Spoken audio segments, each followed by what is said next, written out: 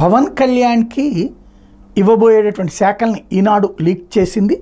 ఏదైతే మంత్రులకి శాఖల కేటాయింపై ముఖ్యమంత్రి చంద్రబాబు ఇప్పటికే కసరత్తు దాదాపు పూర్తి చేశారు. గురువారం ఆయన తిరుపతి నుంచి అమరావతికి తిరిగి వచ్చాక ఎవరికి ఏ శాఖలు కేటాయించేది ప్రకటించనున్నారు.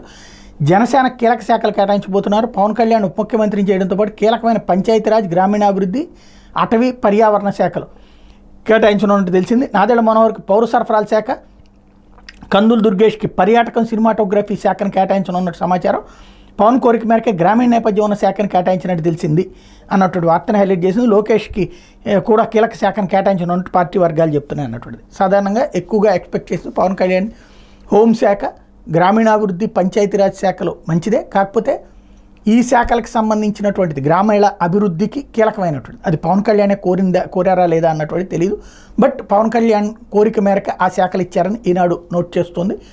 బట్ గ్రామీణ ప్రాంతాల అభివృద్ధి అన్నటువంటిది ఇప్పుడు కీలకమైంది. రోడ్లు, రహదారులు విస్తరణ, అట్లాగే గ్రామీణ ఉపాధి పథకాలు, అట్లాగే గ్రామాలకు నిధులు. ఇప్పటిదాకా ఎదురవుతున్న సమస్య ఏమంటున్నారు, రాష్ట్ర ప్రభుత్వంకి వస్తున్నటువంటి నిధులు గ్రామాలకు అందట్లేదు అన్నటువంటి దానికి వైసీపీ ఏం చెప్పుకొచ్చింది, అంతకుముందు బకాయిలు పెట్టారు వీళ్ళు కరెంట్లు, అవన్నీ కూడా తీర్చలేదు, అందువల్లనే అవి తీర్చాల్సి వచ్చింది అన్నటువంటి.